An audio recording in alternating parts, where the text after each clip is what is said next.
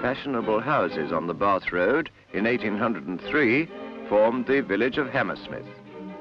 But in 1827, the first suspension bridge across the Thames linked Surrey with Middlesex. So that by 1840, Hammersmith Broadway was becoming a fairly busy crossing place for horse traffic.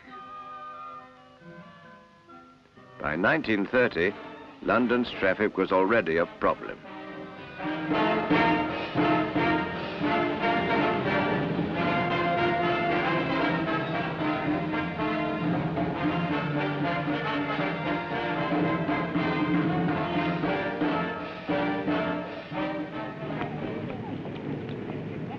In 1960, traffic conditions at Hammersmith Broadway had so seriously worsened that only constant police supervision enabled vehicles to move at all. As London grew, Hammersmith had been absorbed into the metropolis, but its importance as a crossroads had greatly increased.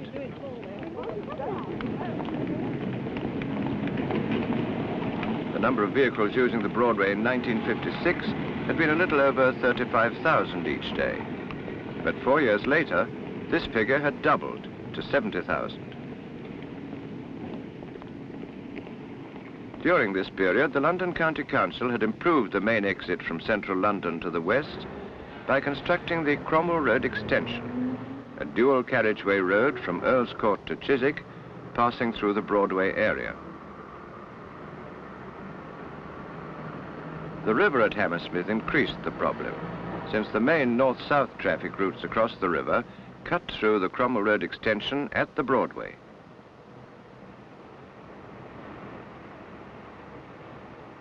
In an attempt to solve this problem, traffic was fed into a system of one-way streets which converted the Broadway area into a large roundabout.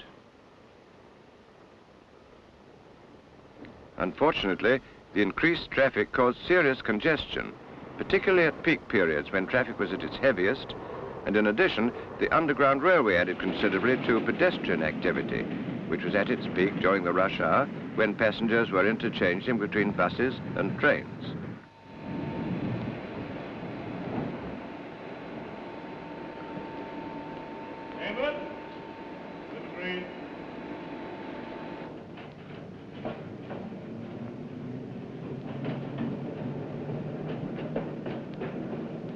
Preliminary activity of widening the road bridge over the Piccadilly and District Railway lines and the rerouting of services heralded the beginning of the Hammersmith Flyover.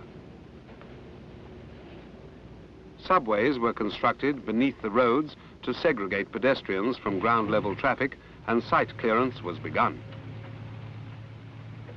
Only a small amount of old property was demolished because in planning the east-west Cromwell Road extension, the LCC had always envisaged a flyover to carry its traffic over that in the congested Hammersmith area.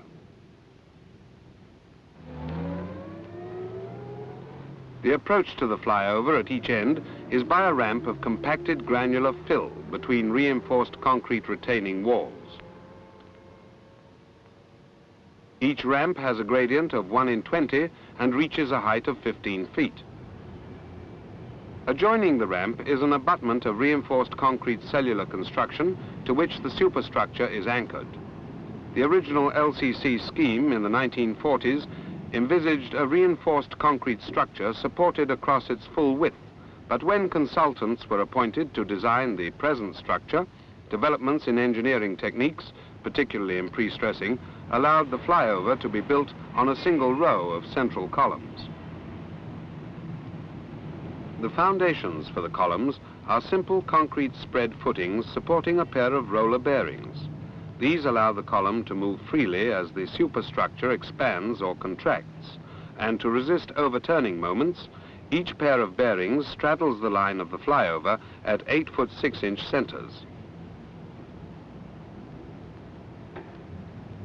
Each column is of hollow rectangular section, and to enable the superstructure to be tied to the column later, 24 McAloy pre-stressing bars are placed in the column walls.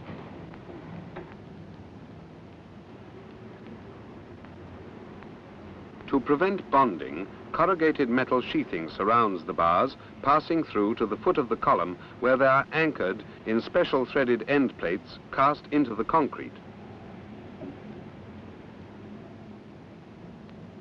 The average height of each column is 16 feet, and once the shuttering was in place, the 4 walls, each 2 feet thick, were cast in one continuous operation.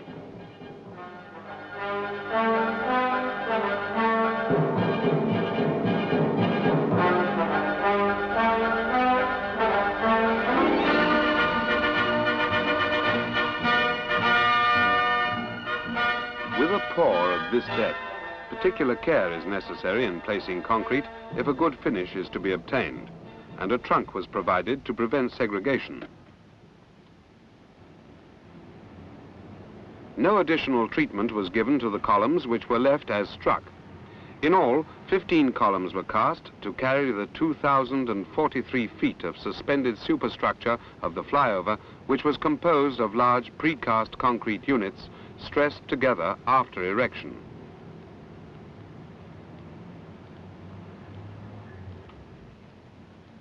Steel falsework was assembled ahead of construction to support the units until pre-stressing was carried out. Steel beams over the roads allowed erection work to proceed without interference with traffic. These crossings over roads and the railway demanded a span length of 140 feet, and for structural symmetry, this length was adopted except for spans adjacent to the single central expansion joint and the abutments. This is the basic structure of the flyover. Cantilever sections slotted between beam units like cheese slices between massive hunks of bread to form a continuous hollow spine beam 26 feet wide with arms to support the outer carriageways. Here in diagram form is a section of the completed flyover. This consists of a dual carriageway road with surface footways on the outer edges and a central reservation 5 feet wide. Beneath the surface, running the length of the flyover, is the continuous hollow spine beam. If we look at an exploded view, we can see that the 26 feet wide spine beam is formed from 2 basic precast concrete units. The beam units being of cellular construction, and the cantilever units resembling inverted coat hangers. After the precast units have been erected, the joints between them are formed with 3 inches of in situ concrete. The units are then ready for stressing together. There is one other type of precast unit, and this rests on the arms of the cantilevers. It is the deck slab, of which there are 408 in all, forming the outlying sections of the 2 24 feet wide carriageways.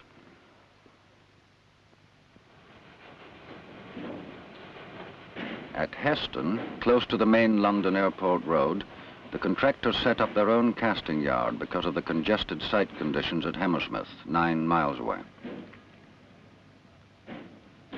Here, all the precast units were made: the cantilever, spine beams, and deck slabs. The complete reinforcement for each cantilever unit was prefabricated and lowered into a steel mold, and to ensure correct positioning for the reinforcement, the cage was suspended from hangers across the top of the mold.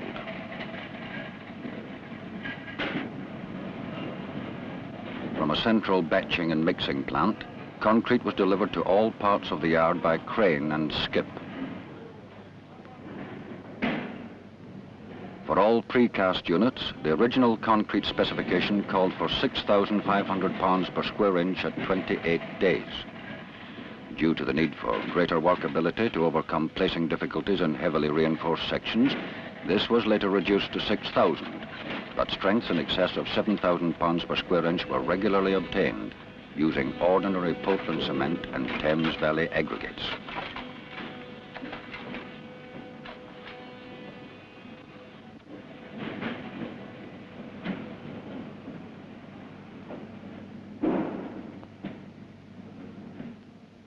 Special attention was paid to the finish of the concrete, which was troweled to give a smooth surface to the cantilever units.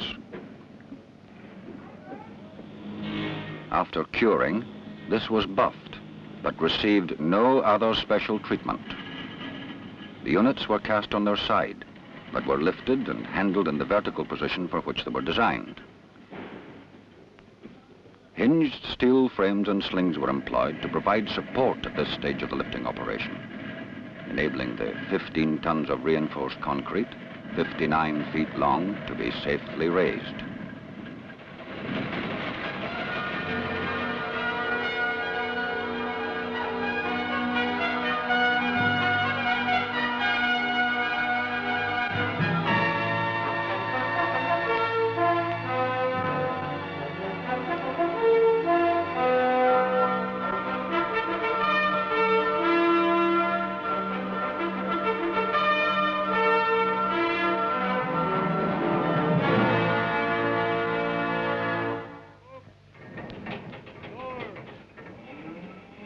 In all, 202 cantilever units for the flyover were cast and stacked at Heston, along with 202 beam units.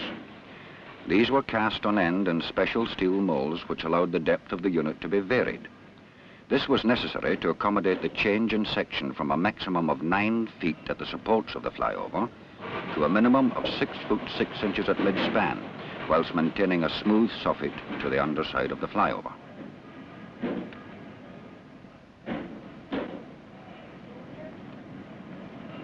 The concrete mix employed for the spine beam units was the same as for the cantilevers, and each unit was cast in one complete operation. Because of the depth of the pour, the narrowness of sections, and the amount of reinforcement, the poker vibrators were supplemented externally.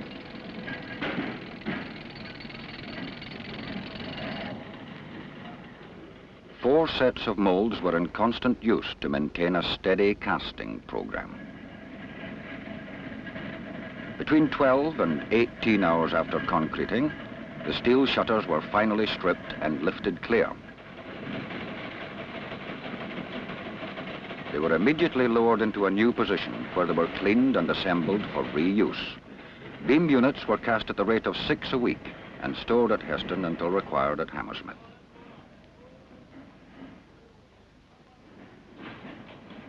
They were temporarily stacked on end as they had been cast, then carried on rails to a specially designed gantry fitted with slings for turning the units. The use of a pulley arrangement enabled the beam units to be slowly orientated into the correct position for erection before leaving Heston.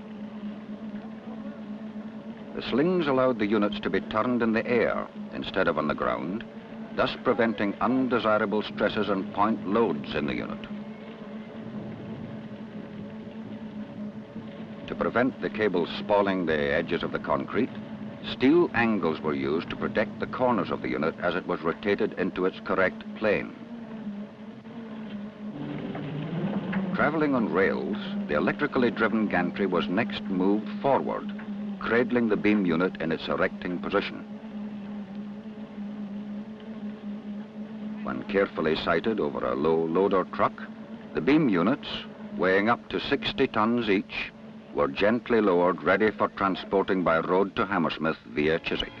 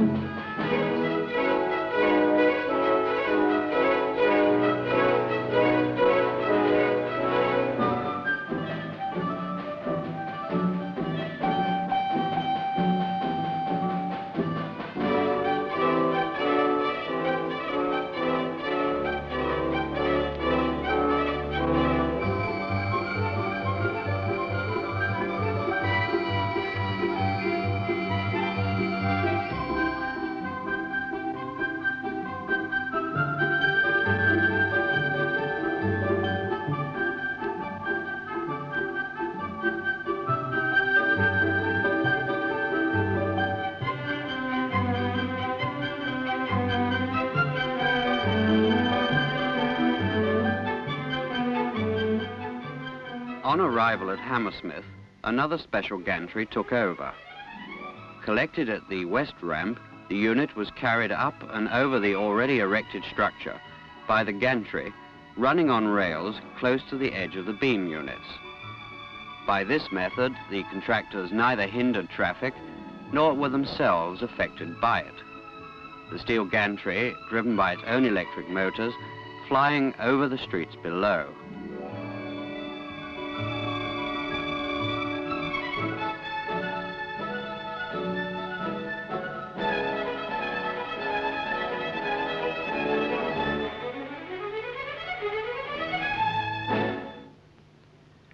At the end of its journey, the unit was lowered into place on the force work already erected. The bearing pads, 3 foot 9 inches long, were wide enough to support the corners of 2 beam units and also a cantilever unit, subsequently to be placed between them. In the beam units erected over columns, some transverse pre-stressing was incorporated. Passing in ducts through the top flange of a unit are 6 macalloy bars, each of 1 1/4 inches diameter. Once these units were in position at Hammersmith, the bars were stressed. The purpose of this transverse pre-stressing is to provide for the transfer of the shear forces carried by the outer webs of the spine beam into the column. In a similar way, the unit over each column was stitched onto the column itself by stressing from the top the 24 macalloy bars incorporated in the column walls at the time of casting. This enables the column to resist both longitudinal and lateral bending.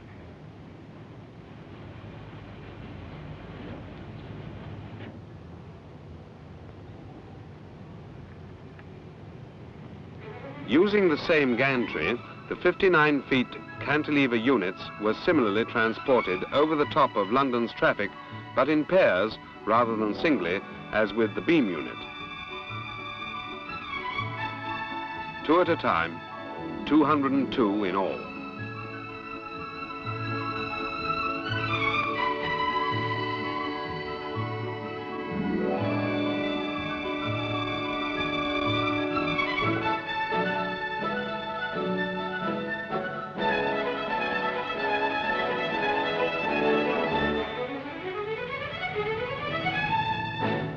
Having arrived at the end of the rail, the 2 cantilevers were stacked in a toast rack arrangement and then lifted clear for erection, 1 at a time, by the front sling on the gantry, giving a greater forward reach. The lifting hooks, cast in the units, were burnt off after placing. Working 25 feet in the air, a slight breeze caught by the arms of the cantilevers could give the unit a mind of its own, but a few shoulders and gentle persuasion eased the units into position. Indentations were cast in the sides of the units to provide a key for the in situ jointing.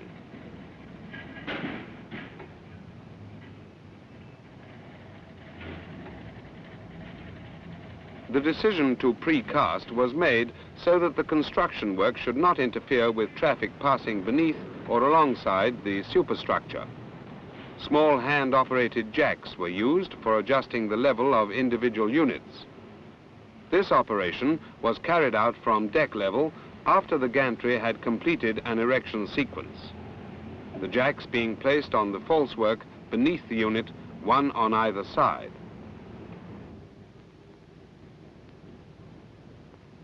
Steel plates were slid in as packing whilst the unit was being jacked and the fine adjustments of level were checked.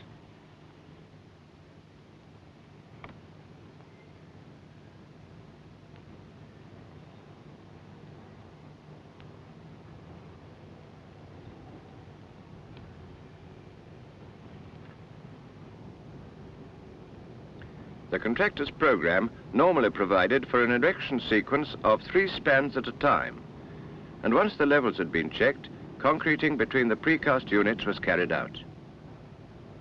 Produced at deck level, the concrete was weigh-batched and mixed in a pedal-type mixer to give a concrete with a compacting factor between 0.87 and 0.91.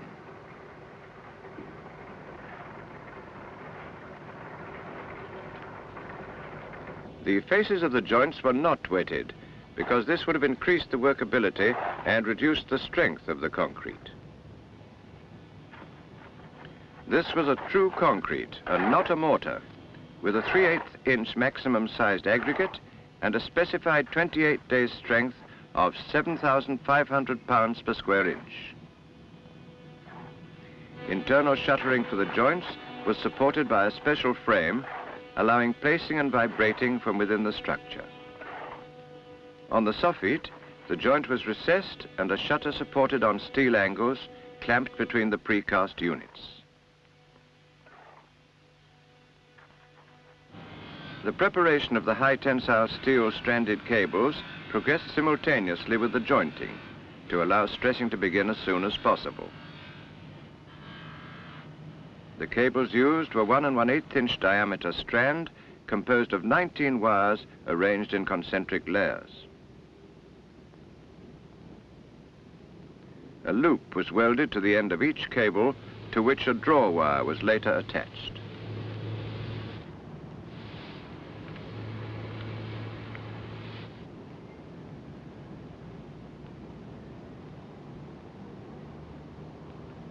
Cast into recesses in the top of the spine beam are the anchor plates for the cables, which run down into the hollow interior of the beam, which is composed of a central main passage and outer compartments.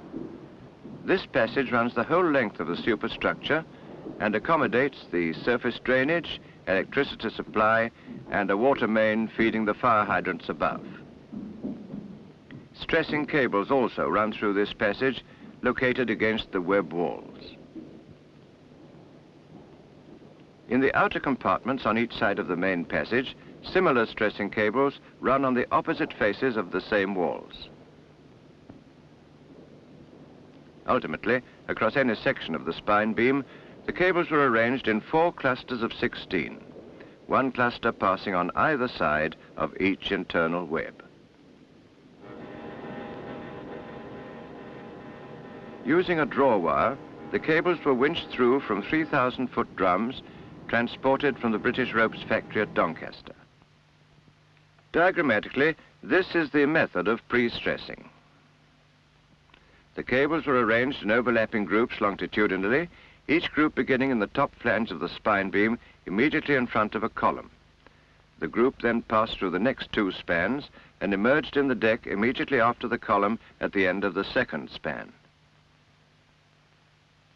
Subsequent groups of cables started in front of succeeding columns, overlapping the preceding group, so that a set of cables provided half the pre-stress to any one span.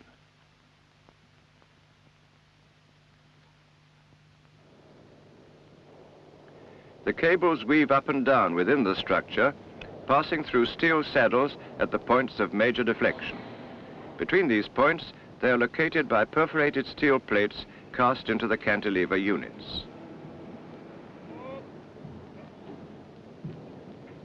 By the time cable threading had been completed, the concrete in the in-situ joints had attained sufficient strength to allow pre-stressing to commence.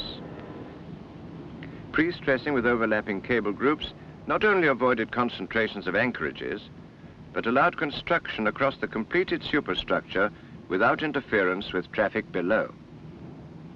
Stressing was carried out using Gifford Burrow anchorages and jacks, operating at both ends of the cable over 300 feet apart. A field telephone maintained communication between the 2 stressing teams.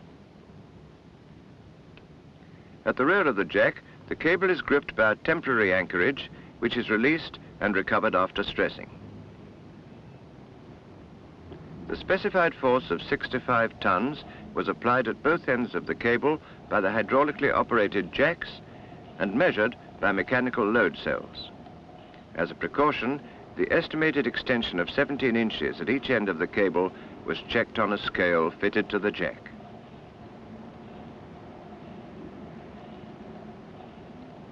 Special nose extensions were supplied for the jack to fit the narrow anchorage recesses. Provision for re-stressing within a 6-week period subsequently proved to be unnecessary. It was now possible to remove the false work, and this work was simplified by raising the superstructure with jacks inserted beneath the column feet. This jacking had the added advantage of anticipating any settlement of the columns by pre-compressing the ground beneath. Within the interior of the structure, mild steel stirrups were placed around the groups of stressed cables on each side of the inner web walls before they were shuttered and pressure grouted for protection.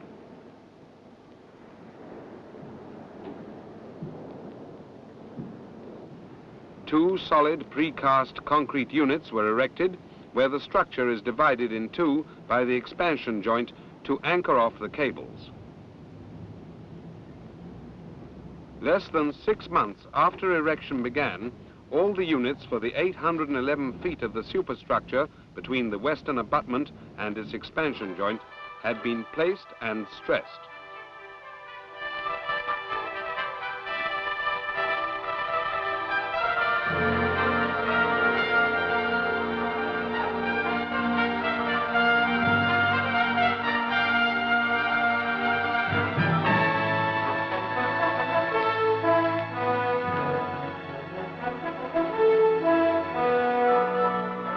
The original design had assumed that the contractors would now work back from the eastern end towards the expansion joint, but it was agreed that they would continue on past the church, placing the units from the western end.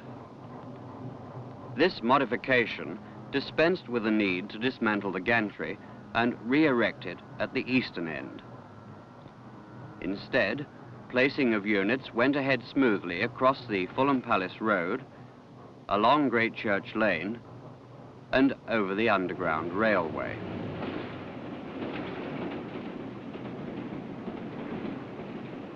To maintain this rapid rate of construction, work went on also by night.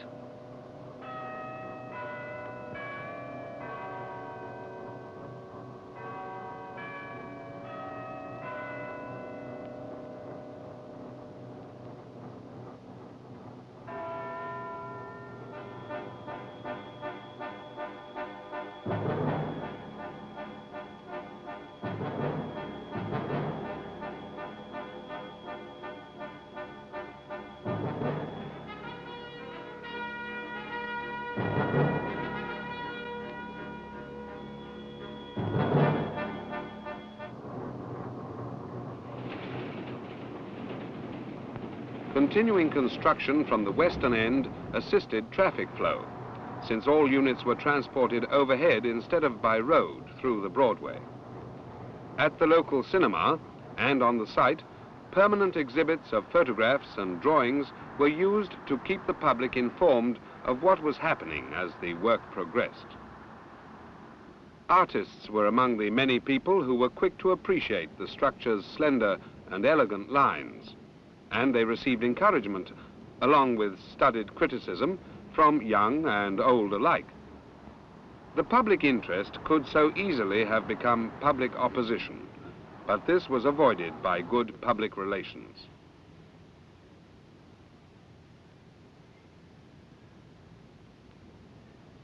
As construction approached the eastern abutment, the in situ concrete anchor block was cast, to which the superstructure was finally anchored by the stranded cables. This block was supported on bearings and was free to move. It was later tied to the cellular abutment by stressing McAloy bars after the final spans had been placed and stressed. Erection of the 9 spans, totaling 1,200 feet from the expansion joint to the eastern abutment, was carried out in only 3 months.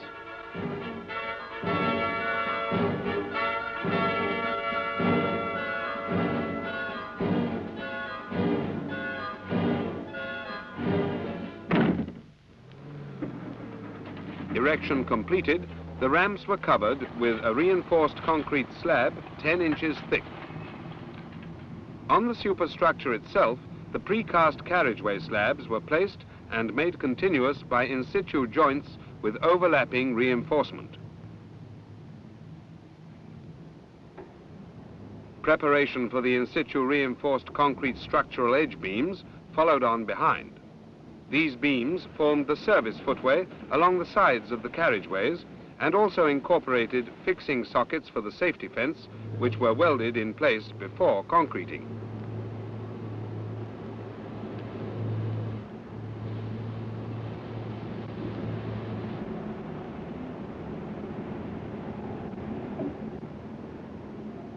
The edge beams, 3 foot 6 inches wide and 18 inches deep, are primarily structural members, distributing any excess loading in a cantilever unit to its neighbors. A waterproof membrane of mastic asphalt was applied to the completed deck before work began on laying the heating cables along the length of the flyover. These were stretched transversely across each lane of the carriageway, looped round temporary spacers. Each separate cable heats a section of the lane 20 feet long and is automatically controlled to ensure that the road heating system operates only when ice may form. The cables were embedded in hand-laid sand asphalt, the temporary spacers removed, and the carriageways surfaced with a 2-inch wearing course of hot rolled asphalt. At this stage, with major construction completed, finishing work proceeded within the structure, laying the water mains, fixing fire hydrants, connecting the surface drainage system, and running electric cables for lighting columns on the flyover and lanterns for the streets, car park, and open spaces beneath. A gap still remained at the central expansion joint, and to fill this, 2 special cantilever units were cast on the ground beneath. These 2 units were heavily reinforced to provide extra stiffness and were considerably thicker and heavier than the normal cantilever units. The final task for the gantry before being dismantled was to lift these 50-ton units into place.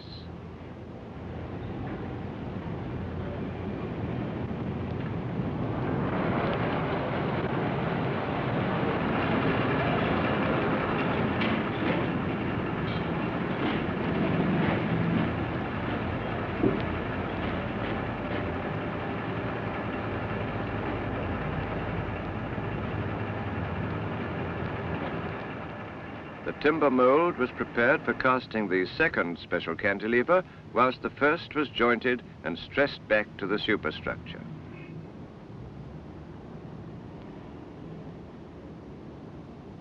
Stainless steel bolts are cast into the top of both special units, and the expansion joint bridged by comb blocks, which are fixed to these bolts.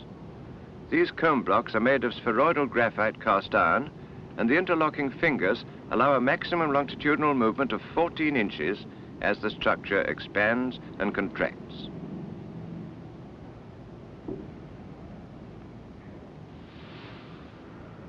The mild steel safety fence has continuous top rails welded to substantial uprights. This fence can stop a 15-ton vehicle traveling at 30 miles per hour with no danger to traffic beneath. Less than 3 years after the consultants began their design, and a fortnight ahead of schedule, the flyover was open to traffic.